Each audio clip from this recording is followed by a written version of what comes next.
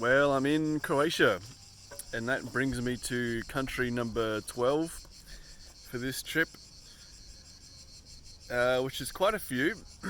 Managed to rack up another little cheeky one in Italy, being Vatican City. So I'm not sure if that counts, but I'm including it. So that was 11. This is 12, and yeah, I don't know how many I'll go to exactly by the end of this trip, but it's fun to kind of keep track of them. But yeah, it's been a few days since my last video. Last time I recorded one of these, I was just about to get into Rome to stay with Jaspal, and yeah, so I spent a few days kind of resting in Rome, although it didn't really feel that restful because I was doing quite a bit and basically, like, as I was like riding into Jaspal's house, he lives in like a gated community, so there's like between the gate and his house is like about 4 kilometers actually. So as I was riding those 4 kilometers to get to his house, my front derailleur actually broke again.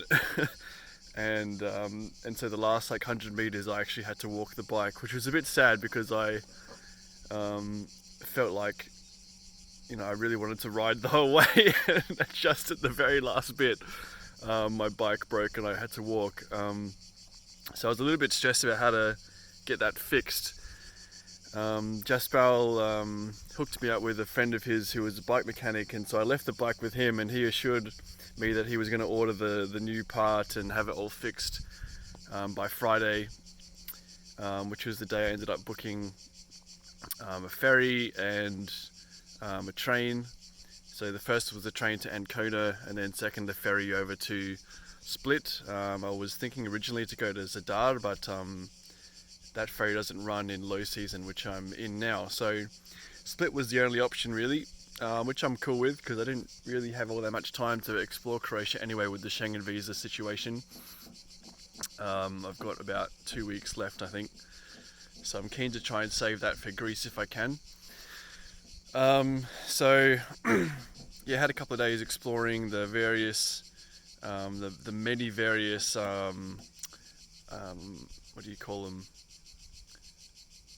Interesting historical places in Rome, like Vatican City and the Colosseum and the Pantheon and the fountain, the Trevi Fountain. All very, very impressive and beautiful, although I was a little bit disappointed by the Colosseum.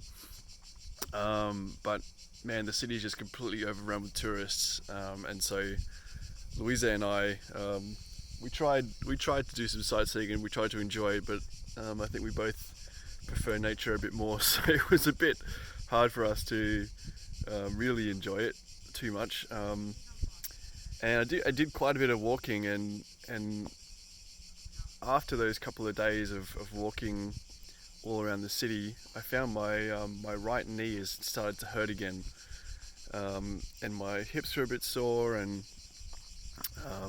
it's funny because like all these things, all these pains, like I don't have any of these when I'm cycling. I've cycled over 5,000 kilometers now. I didn't have any knee issues whatsoever, and then I walk around for a couple of days and I've got knee pain straight away. So yeah, and yesterday I had another day of cycling, and I actually think my knee feels better now after cycling all day, which is kind of funny. But yeah, after a couple of days of resting and not so much resting in Rome, I caught the train the day before yesterday to Ancona, and then had an overnight ferry to Split. And in the morning of catching that train on Friday morning, I went to pick up the bike from Marco, the mechanic, and he assured me it would all be finished by 10:30 so I could catch the train. And we go, Jaspal dropped me at the mechanic, and we go there, and he tells us they've ordered the wrong part, or he ordered the wrong part, they sent him the wrong part, whatever. so he hasn't fixed it. He thought he had done a repair to the derailleur so it would work now, and then I tried it and then it didn't work at all. So basically he had the bike for 2 days and he did nothing, which was really frustrating because I could have got someone else to fix it in Rome. And at that point I didn't have any time left, so I had to put the bags on, and then I rode into town with no front derailleur, which was fine. But the whole time I was just thinking, oh, please don't get a flat tire or something like that, because I was cutting it pretty close to catch the train, and if I did get a flat tire I would not have caught the train. But luckily I got into the city through the very hectic traffic, didn't have any accidents, and got to the train station. I was about 45 minutes early, and so I went to see which platform the train was arriving at, and there was none. I was told I had to wait until about 10 minutes before the train leaves to find out what platform to go to. So okay, I went and rearranged my bags a bit because I had done it in a bit of a rush, and got everything a bit more sorted. And then in about 10 minutes to go, I went and checked the board again, and then there was the platform was up. And then I started trying to find the platform, and it turns out it was at the very end of the train station. It was about 10 minutes walk away. And so with 10 minutes to go, I ended up having to run through the whole station with my bike because I couldn't ride it because there was too many people. There was no elevator, so I had to push it first down the stairs, and then I had to pull it all the way back up the stairs again. And I was sprinting, and I got to the train just as it was leaving, and I managed to put the bike onto the train. Couldn't figure out where to put the bike, so I just put it in any carriage and figured, well, as long as I'm on the train, I can figure that out later. And so I was kind of stuck in that carriage for a while with the bike, and then the conductor didn't know where to put the bike either, which is kind of typical of Italy, I'm finding, what I found.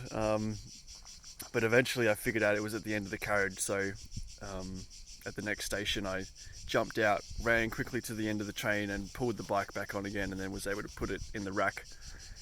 And I chatted to a nice guy who helped me put the bike up on the rack. He was from Nigeria, living in Italy.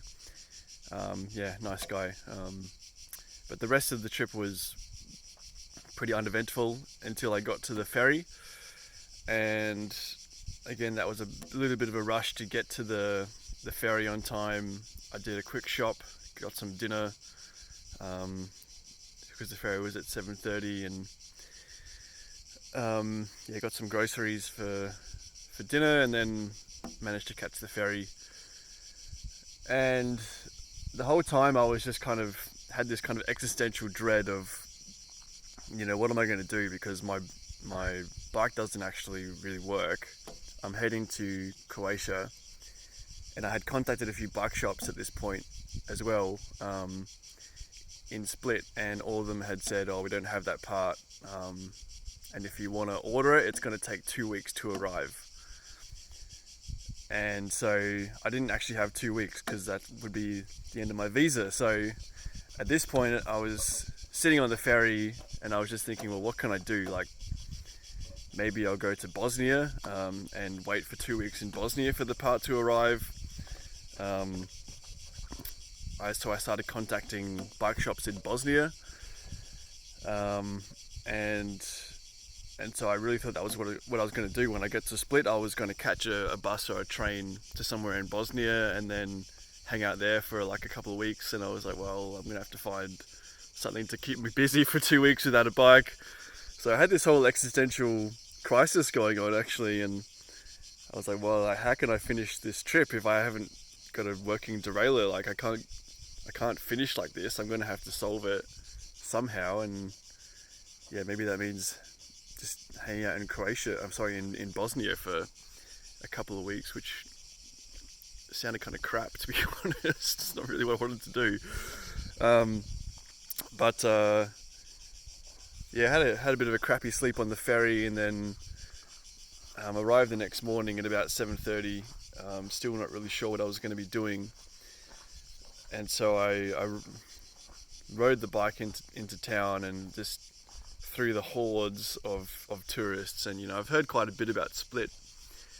A lot of my friends from high school went there during uni and stuff, and everyone was talking about how amazing it was for like sailing and all this stuff. And once I arrived, I immediately saw this is just another tourist trap with just endless sailing cruises going on, and everyone just getting drunk. And so I wasn't really too enamored by the town, to be honest. And so I was still having this kind of crisis existentially going on, and I went and saw the only bike shop that I hadn't contacted yet in Split, but I wasn't too hopeful. But I go in and waited for a few minutes while the mechanic was talking to someone, and then he asked me, how can I help? And I said, well, my derailleur's broken. And then straight away he had a look back in the back of the shop, and he found a derailleur that could probably work. And then he pulled mine apart, and he found that the thread wasn't actually, like the thread of the derailleur wasn't stuffed. There's actually a nut inside the derailleur which was removable, and the nut itself had stripped, but the derailleur was okay. So he just took the nut out, put a new nut in, and he's like, well, now it should work fine. And he put it back together, and it worked fine. And I can't believe that he was the first person to figure that out, because that's the third mechanic I've taken the bike to at this point. And so I decided, well, if it's fine, I'll just leave it like that, and hopefully it shouldn't have any more issues, because it was just a nut that was stripped. And this guy was actually super helpful. I think the universe kind of saw or felt that I was having this existential crisis, and threw me a bit of a bone, because this guy was awesome, and we spent half an hour working on the derailleur, and then he got me a new tire for the front wheel, which is great, because that tire was getting holes in it, and I knew I would need a new one sooner rather than later. I got a new tube, I got some new patches, and he didn't even charge me for fixing the derailleur, which is a really nice guy. And then I went around to all the other bike shops, and I found some new bar tape, and I found some new bottle cages.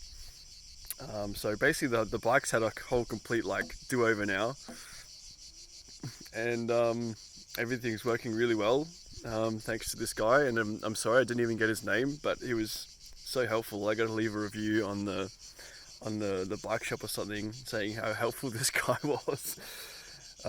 He put the bar tape on. He didn't charge me for the bar tape either. And so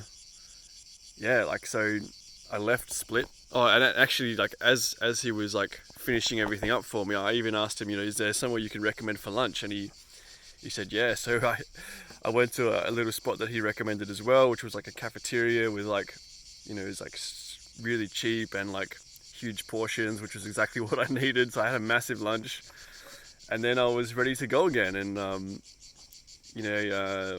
whilst I was in Rome, I actually offloaded a whole bunch of stuff to Jaspal. So I left him my 2 pannier bags with probably at least 5 kilos worth of extra stuff that I wasn't using, probably a bit more.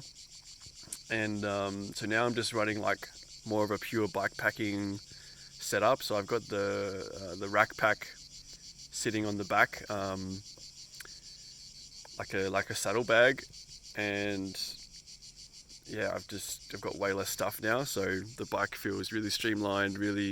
It feels more like a bike now instead of a truck, which is really nice to ride, and I'm really enjoying it. And so yesterday, after leaving the mechanic, I wasn't really sure how far I wanted to ride, because it was 1 o'clock by the time I had lunch, and I knew there was quite a few big hills planned for that day. But I just set off and wanted to see how I went, and hope that the derailleur didn't break again. and it didn't, and it all went really well. Like there was some hills, but honestly, after Italy, it was fine. The hills weren't that steep. It was all sealed road. There was no gravel, and it wasn't even that hot. So it was quite pleasant actually, and I really enjoyed it. And there were some amazing views of the mountains. Um, Quite different environment here in Croatia compared to the rest of Europe already, and I'm looking forward to seeing how things change as I head down the Mediterranean into the other Balkan countries and then Greece. So I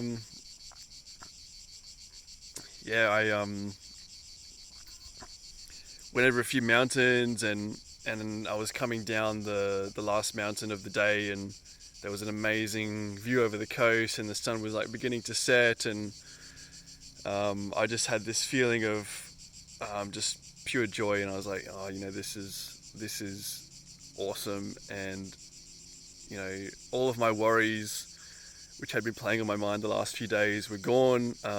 Everything seemed to be going my way, and I felt like I got all the green lights. The universe has given me all the green lights to keep going on this trip, and I should, I can make it to Istanbul. I can do it.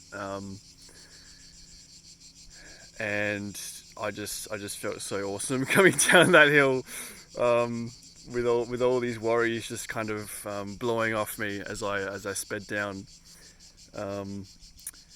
And I got to the town of Maksaka, something like that, which I thought would be kind of a small town, but actually it was really touristy and packed full of people. Found a campsite there and set up my tent, and it was kind of squashed between these two camper vans because the campsite was completely full.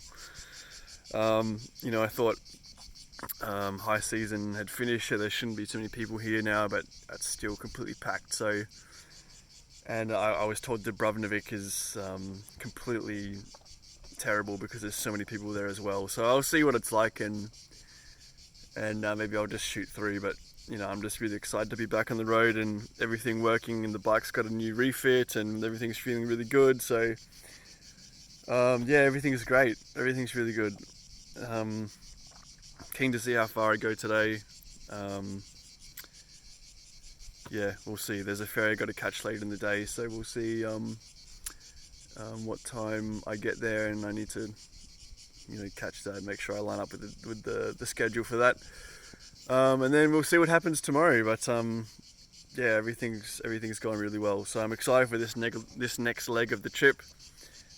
Don't know how long it's going to take me, don't know how many kilometers it's going to be. I might spend a bunch of extra time around like Albania and some of the other Balkan countries once the Schengen, once I get out of Schengen, because then the time pressure will be off. Because one thing which has kind of sucked about this trip is having that 3-month time limit, and it's meant that every country so far I felt like I've kind of had to rush through.